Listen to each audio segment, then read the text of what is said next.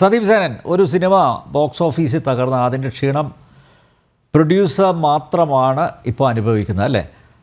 സാമ്പത്തിക ബാധ്യത കണക്കിലെടുത്ത് താരങ്ങൾ കൂടി ആ പരാജയത്തിൻ്റെ ഉത്തരവാദിത്തം ഏറ്റെടുത്ത് ചില നീക്കുപോക്കുകൾക്ക്, അഡ്ജസ്റ്റ്മെൻറ്റുകൾക്ക് തയ്യാറാവണം.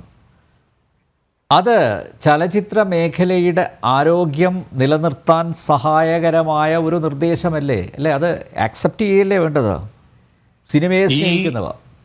ഈ ഒരു പ്രതിസന്ധി ഘട്ടം കടന്നു പോകാനായിട്ട് അങ്ങനെ ഒരു ചർച്ചയിലേക്കാണ് ഞങ്ങളിത് കൊണ്ടുവരാനായിട്ട് ശ്രമിച്ചത്. അതാണ് പറയാൻ ഉദ്ദേശിച്ചത്. ഏകപക്ഷീയമായി ഒരു നിർമ്മാണ ഇത് കൊണ്ടുപോകാനായിട്ട് പലപ്പോഴും ഇന്ന് പറ്റാത്ത ഇതാണ്. നമ്മളിപ്പോ മലയാളം സിനിമ നിങ്ങൾ മാറ്റിവെക്കുക, ഇന്ത്യയിലെ ഏറ്റവും വലിയ ഇൻഡസ്ട്രിയാണ് ബോളിവുഡ്. ബോളിവുഡിൽ എന്താ സംഭവിക്കുന്നത്? ഒരു താരത്തിന്റെ പ്രൊഡക്ഷൻ ഹൗസും ഒരു സ്റ്റുഡിയോയും എല്ലാം കൂടെ ജോയിൻ ചെയ്താണ് സിനിമ എടുക്കുന്നത്. എന്തുകൊണ്ടാണ്?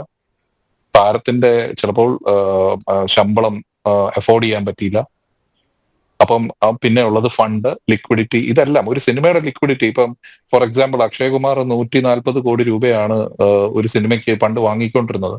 ആ 140 കോടി രൂപ ഒരിക്കലും അക്ഷയകുമാറിന് അപ്ഫ്രണ്ട് കൊടുത്തോണ്ടോ അല്ലെങ്കിൽ സിനിമ നിർമ്മാണ പ്രക്രിയക്കിടയിൽ കൊടുത്തോണ്ടോ നമുക്ക് ഒരു നിർമ്മാതാവിന് അത് മുന്നോട്ട് കൊണ്ടുപോകാൻ പറ്റും തോന്നുന്നില്ല. അപ്പൊ അദ്ദേഹത്തിന് പ്രൊഡക്ഷനിലേക്ക് ജോയിൻ ചെയ്യും. അദ്ദേഹത്തിന്റെ ശമ്പളം ചിലപ്പോൾ അഫോർഡ് ചെയ്യാൻ പറ്റില്ല.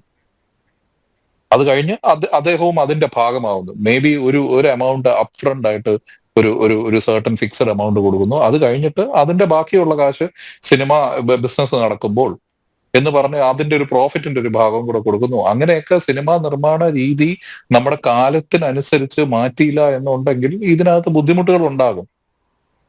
അതാണ് ചർച്ചയ്ക്ക് എടുക്കേണ്ടത് എന്ന് പറഞ്ഞത് ചർച്ച. കാരണം വെച്ചാൽ അല്ലെങ്കിൽ പേയ്മെന്റ് സ്ട്രക്ചർ 30%, 30%, 40%. ശരിയാണ്, ഒരു നിർമ്മാണം നടക്കണ്ടേ?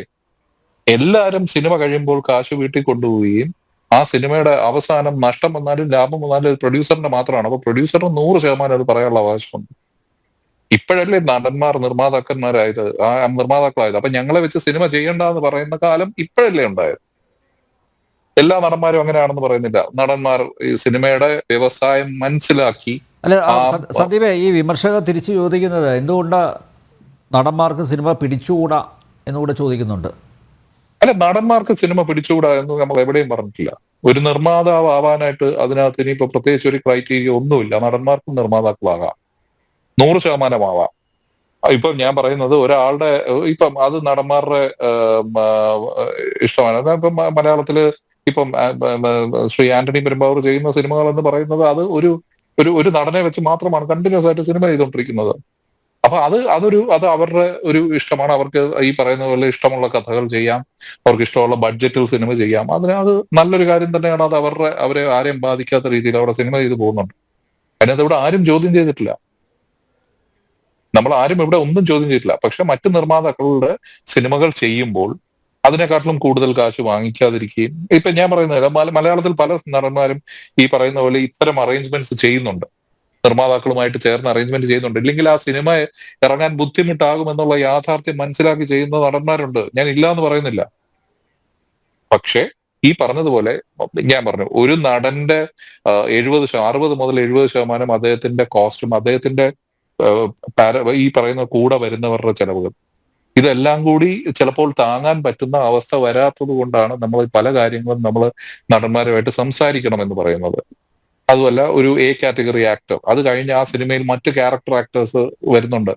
അവരുടെയും ശമ്പളം ചിലപ്പം വളരെ ക്രമാതീതമായി കൂടി വന്നൊരു കാലഘട്ടമുണ്ട്. ഇപ്പൊ കോവിഡ് കഴിഞ്ഞിട്ട് ഇതൊക്കെ കുറയ്ക്കണം എന്ന് പറയുമ്പോൾ ഇതെല്ലാം കൂട്ടിയാണ് നമ്മൾ കണ്ടുവരുന്ന ഒരു കാഴ്ച എന്ന് പറയുന്നത്. അപ്പം അത് കുറയ്ക്കണം.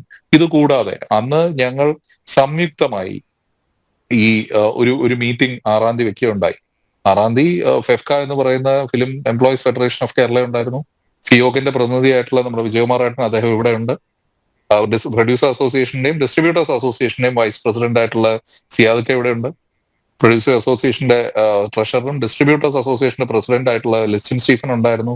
ഫെഫ്കയുടെ general secretary Shri B Unnikrishnan, ഫെഫ്കയുടെ പ്രസിഡന്റ് ശ്രീ സിബി മലയിൽ, ഫെഫ്കയുടെ directors union secretary Shri GS Vijayan, ഇത്രയും പേര് അവിടെ മേജർ, അതായത് മുഖ്യ ഭാരവാഹികളെല്ലാം ആർക്കും അഭിപ്രായ വ്യത്യാസം ഉണ്ടായിരുന്നില്ലല്ലോ, അല്ലെ? ഒരേ അഭിപ്രായത്തിൽ പറഞ്ഞ കാര്യം, ശ്രീ ആന്റോ ജോസഫ് കഴിഞ്ഞ 6 മാസമായിട്ട് അദ്ദേഹം ഒരു വലിയ ബഡ്ജറ്റ് സിനിമ മമ്മൂക്കയും മോഹൻലാൽ സാറിനെയും വെച്ച് എടുക്കുന്നുണ്ട്, അദ്ദേഹത്തിന് ലീവ് വേണം എന്ന് പറഞ്ഞു. ആ ലീവ് അനുവദിച്ചു. അദ്ദേഹത്തിന്റെ അഭാവത്തിൽ സീനിയർ ആയിട്ടുള്ള 2 വൈസ് പ്രസിഡന്റ്മാരാണുള്ളത്. ഇവർ രണ്ടുപേരും ആരെങ്കിലും ഒരാളാണ് പ്രിസൈഡ് ചെയ്യുന്നത്. പ്രസിഡന്റിന്റെ സ്ഥാനം അവർക്കാണ് ബൈലോ പ്രകാരം. അപ്പൊ ആ ചോദ്യത്തിന് പോലും പ്രസക്തിയില്ല, ഇത് ആരാണ് അദ്ദേഹത്തിന് ഇത് കൊടുത്തതെന്നുള്ളത്. അദ്ദേഹം 100% അതിനകത്ത് അർഹനാണ്. ഒന്നില്ലെങ്കിൽ ശ്രീ സിയാദ് കോക്കർ, അല്ലെങ്കിൽ ശ്രീ സുരേഷ് കുമാർ. ഈ അവർ രണ്ടുപേരിൽ ആരെങ്കിലും ഒരാളാണ് ഇത് പ്രിസൈഡ് ചെയ്യേണ്ടത്. രണ്ടുപേരും ഞങ്ങളുടെ സീനിയർ പ്രൊഡ്യൂസേഴ്സാണ്. അപ്പം അങ്ങനെ ഒരു അവസ്ഥയിൽ അത് ആ ചോദ്യത്തിന് തന്നെ പ്രസക്തിയില്ല. പിന്നെ രണ്ടാമത്തെ കാര്യം, ഇത് കൂട്ടായി എടുത്ത തീരുമാനമാണ്. നിങ്ങളിപ്പോ ഈ വിഷ്വൽ കണ്ടുകൊണ്ടിരിക്കുന്നത് തന്നെയാണ് അന്നത്തെ മീറ്റിംഗിന്റെ ഇത്. സിയോക്കിന്റെ പ്രസിഡന്റും സെക്രട്ടറിയും ഉണ്ട്, പ്രൊഡ്യൂസർ അസോസിയേഷന്റെ പ്രസിഡന്റും വൈസ് പ്രസിഡന്റുമാരും ഉണ്ട്, ഫെഫ്ക ഡയറക്ടേഴ്സ് യൂണിയന്റെ ജനറൽ സെക്രട്ടറി ആയിട്ടുള്ള ശ്രീ GS വിജയനുണ്ട്, ഫെഫ്ക പ്രൊഡക്ഷൻ കൺട്രോളേഴ്സ് അസോസിയേഷന്റെ ജനറൽ സെക്രട്ടറി ആയിട്ടുള്ള ശ്രീ സിബു സുശീലിനുണ്ട്. ഇവരെല്ലാവരും എന്താ, സുമേഷ് ഉണ്ട്, അദ്ദേഹം ഫിയോക്കിന്റെ പ്രതിനിധിയാണ്. കൂട്ടായി എടുത്ത തീരുമാനത്തിൽ എങ്ങനെയാണ് സുരേഷ് കുമാറിനെ മാത്രം വളഞ്ഞിട്ട് ആക്രമിക്കുകയും വേട്ടയാടുകയും ചെയ്യുക? അത് എന്ത് പ്രകോപനത്തിന്റെ പുറത്താണ്? അദ്ദേഹം എമ്പുരാൻ എന്ന് പറയുന്ന സിനിമയുടെ ഒരു കോസ്റ്റിനെ കുറിച്ച് അദ്ദേഹം അതിന്റെ വളരെ വളരെ റിലയബിൾ ആയിട്ടുള്ള ഒരു സോഴ്സിൽ നിന്ന് ഒരാൾ പറഞ്ഞതനുസരിച്ച് അദ്ദേഹം ഓഫ് റെക്കോർഡ് പറഞ്ഞതാണ് ഇതിനെ കുറിച്ച്, ബഡ്ജറ്റിനെ കുറിച്ച്. ആ ഓഫ് റെക്കോർഡ് പറയുന്നതും ബഡ്ജറ്റിനെ കുറിച്ച് പറയുന്നതും ഒരു പാതകമാണെന്ന് എവിടെയും നമ്മൾ പറഞ്ഞില്ല. അത് അവരെടുത്ത് പബ്ലിഷ് ചെയ്യുകയും അത് അദ്ദേഹം പിൻവലിക്കുകയും ചെയ്തു. പിൻവലിക്കുന്നതിന് ശേഷമാണ് ഇത്തരം പ്രകോപനപരമായിട്ടുള്ള ഒരു പോസ്റ്റ് ശ്രീ ആന്റണി പെരുമ്പാവൂർ എടുത്തത്. ഈ പത്രസമ്മേളനത്തിൽ അങ്ങനെ പറഞ്ഞിട്ടേ ഇല്ല. ഞാൻ നേരത്തെ അവിടെ പറയുകയും ചെയ്തു, നാഥനില കളരിയുന്ന ശ്രീ സുരേഷ് കുമാർ ഒരു പത്രസമ്മേളനത്തിലും പറഞ്ഞിട്ടില്ല. അമ്മ എന്ന് പറയുന്ന സംഘടന അഡ്ഹോക് കമ്മിറ്റി, ഇപ്പോൾ നിലനിൽക്കുന്ന ഒരു അഡ്ഹോക് കമ്മിറ്റിയാണ്. അമ്മ എന്ന് പറയുന്ന സംഘടനയിൽ കഴിഞ്ഞ 2024 നവംബറിൽ ഞങ്ങൾ അങ്ങോട്ടൊരു ലെറ്റർ അയച്ചു. ഇത്തരം ആർട്ടിസ്റ്റുകളുടെ റെമ്യൂണറേഷൻ ക്രമാതീതമായി കൂടുന്നു, ഞങ്ങളിത് നേരിട്ട് നിങ്ങളുമായിട്ടൊരു ചർച്ചയ്ക്ക് നടത്തി നമുക്ക് ഇതിനൊരു പരിഹാരം കാണണമെന്ന് പറഞ്ഞപ്പോൾ അവർ ഇങ്ങോട്ട് അയച്ച കത്തെന്ന് പറയുന്നത്, ഞങ്ങളിപ്പോൾ നിലവിലൊരു അഡ്ഹോക് കമ്മിറ്റിയാണെന്നും ജൂൺ മാസം ഞങ്ങളുടെ ജനറൽ ബോഡി വരുമ്പോൾ അടുത്ത ജനറൽ ബോഡിയിൽ ചർച്ച ചെയ്ത് ഞങ്ങൾ ചർച്ചയുടെ വിശദ വിവരങ്ങൾ നിങ്ങളുമായി ചർച്ച ചെയ്ത് അതിനുശേഷം നിങ്ങളുമായി ചർച്ച ചെയ്തിട്ട് നമുക്ക് പരിഹരിക്കാമെന്ന് പറഞ്ഞു. 10 മാസം ഇപ്പുറത്തുള്ള കാര്യമാണ് പറയുന്നത്. അപ്പൊ അമ്മയുടെ ഏത് ഭാരവാഹിയെ ഞങ്ങൾക്ക് അവിടെ വിളിക്കാൻ പറ്റുക? അപ്പൊ ഇത്തരം കാര്യങ്ങളൊക്കെ എങ്ങനെയാ പറയുക? സുരേഷ് കുമാറിനെ അമ്മയെ വിളിച്ചില്ല, ഏകപക്ഷീയമായി തീരുമാനം എടുത്തു. ആരെ ഏകപക്ഷീയമായി എടുത്തത്? ആ പത്രസമ്മേളനത്തിൽ സുരേഷ് കുമാർ വളരെ വ്യക്തമായി പറയുന്നുണ്ട്, ഞങ്ങൾ അമ്മയുമായി തുറന്ന ചർച്ചയ്ക്ക് തയ്യാറാണ്, അവരിപ്പോഴത്തെ കമ്മിറ്റിയിൽ ഉണ്ടെങ്കിൽ ഞങ്ങൾ വരാൻ തയ്യാറാണ്. ഇതൊക്കെ എവിടെ വളച്ചൊടിക്കപ്പെടുന്നത്? ഇവരാരും അപരിചിതരോ അന്യരോ അല്ല, അല്ലേ? സംസാരിക്കാനുള്ള സ്വാതന്ത്ര്യം ശ്രീ സുരേഷ് കുമാറിനുണ്ടല്ലോ. ഒരു ഫോൺ കോൾ അകലെയല്ലേ അപ്പുറം ഇപ്പുറമൊക്കെ. അപ്പം ഇതിനകത്ത് അങ്ങനെ അദ്ദേഹം ഇത് മനഃപൂർവ്വം ഇതിനെ ബാധിക്കുന്ന രീതിയിൽ ചെയ്യുമെന്ന് ആരാണ് പറഞ്ഞത്? സിനിമാ സമരം ഉണ്ടാകാം, ആദ്യത്തെ ഒരു ദിവസം സൂചനാ സമരം ഉണ്ടാകും. സൂചനാ സമരം കഴിഞ്ഞിട്ടല്ലേ സിനിമയിൽ, അതും ജൂൺ മാസം, 5 മാസം കഴിഞ്ഞപ്പുറമുള്ള സമരത്തെ കുറിച്ചല്ലേ സംസാരിക്കുന്നത്? ഇതിന്റെ ഇടയിൽ എത്രയോ ചർച്ചകൾ ഉണ്ടാവാം. എറണാകുളം നഗരത്തില് 1.5 കിലോമീറ്റർ അകലെ ചുറ്റളവിലാണ് ഈ സംഘടനകളുടെ എല്ലാ ഓഫീസുകൾ. ഒരു 4 ചുവടെടുത്ത് വെച്ചാൽ അപ്പുറവും ഇപ്പുറവും വെക്കാവുന്ന, കാലെടുത്ത് വെക്കാവുന്ന ഈ സംഘടനകളുടെ ഓഫീസുകൾ ഇരിക്കുമ്പോൾ ഇവിടെ ആരാണ് പറഞ്ഞത് ഇനി ആരും ചർച്ചയില്ല, നേരെ ഷട്ട്ഡൗൺ ഞങ്ങൾ ചർച്ചയ്ക്ക് ശേഷമെന്ന് ആ പത്രസമ്മേളനത്തിന് വളരെ വ്യക്തമായി പറയുന്നുണ്ട്. എന്ത് പ്രകോപനമാണ് സുരേഷ് കുമാർ എന്ന് പറയുന്ന ഒരേ ഒരാളെ വളഞ്ഞിട്ട് ആക്രമിക്കാനായിട്ട് ഉണ്ടായത്?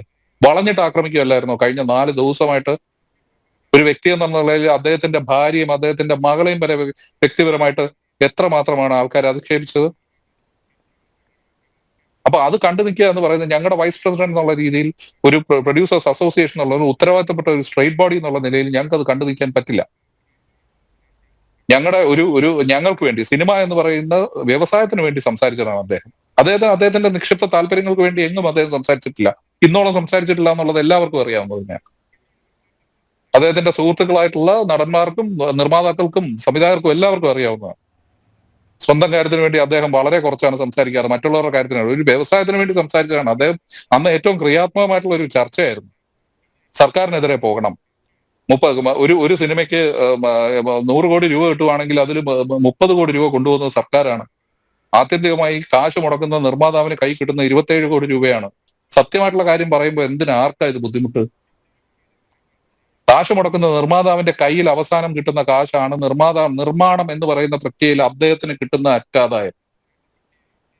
അതിൽ സർക്കാർ 30 കോടി കൊണ്ടുപോകുന്നത് ഞങ്ങൾ നോക്കണം. സർക്കാരിലേക്ക് പോകുന്ന 30 കോടി രൂപ ജനക്ഷേമത്തിനും ഈ പറയുന്ന ഇതര സാംസ്കാരിക തൊഴിലാളി ക്ഷേമ നിധിയിലേക്കും 3 രൂപ വെച്ച് ഞങ്ങൾ കൊടുക്കുന്നുണ്ട്.